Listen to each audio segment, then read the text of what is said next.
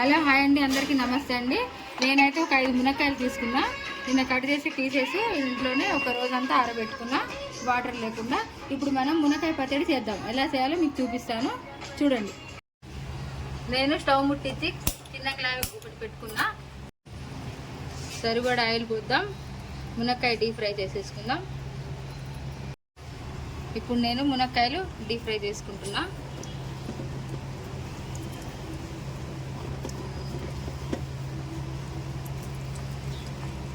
కొంచెం పచ్చి వాసన పోయేదాకా ఎంచుకుందాము. ఇలా చేసుకుంటే పచ్చడి ఎన్ని రోజులైనా నిల్వ ఉంటుంది. మనం ఎన్ని కావాలంటే అన్ని చేసుకోవచ్చు. నేనైతే 5 మునక్కాయలు తీసుకున్నా, వాటర్ లేకుండా ఆరబెట్టుకున్నా. ఇప్పుడు మునక్కాయ డీప్ ఫ్రై అయిపోయింది. దూరగా వేగాయి, బాగా తీస్తున్నా ప్లేట్లోకి.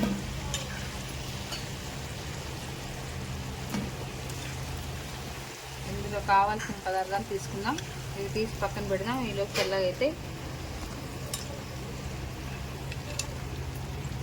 కారం సరిపడంత వేసుకుందాము. అంటే ఎక్కువ లేవు కాబట్టి కొంచెం వేసుకుందాం, పచ్చడి కాబట్టి.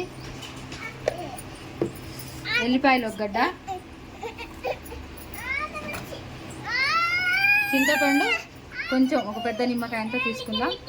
తీసుకొని మనం మిక్సీలో వేసి గ్రైండ్ చేసుకుందాం. గింజలు లేకుండా, పీసులు లేకుండా కొంచెం తీసేసుకుందాం, గ్రైండ్. కొద్దిగా ఉప్పు కలుపుకుందాం పచ్చడికి, మునక్కాయ పచ్చడికి.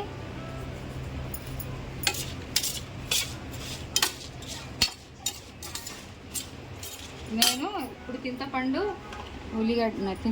ఎల్లిపాయ గ్రైండ్ చేసిన కారం బాగా కలుపుకుందాం. మీకు కారం ఎక్కువ కావాలంటే ఇంకా వేసుకోవచ్చు. నేను కొన్ని ఉన్నాయి కాబట్టి మునక్కాయలు కొంచెం చూసి తక్కువ వేసుకున్నా. జీలకర్ర పౌడర్, ఆవాల పౌడర్,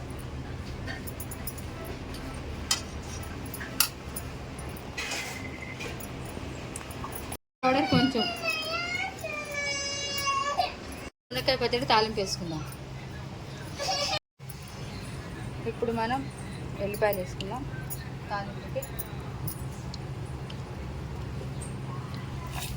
తాలింపు గింజలు,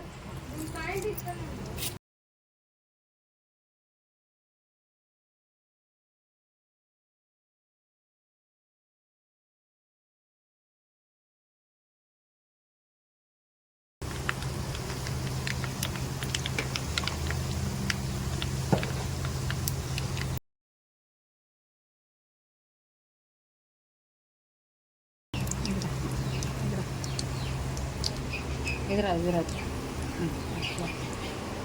వీటిలో తాలింపు వేసి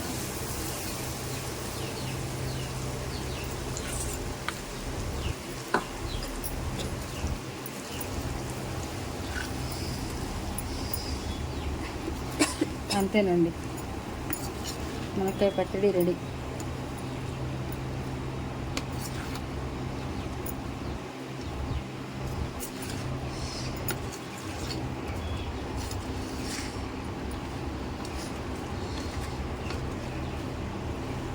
అంతేనండి, పచ్చడి రెడీ.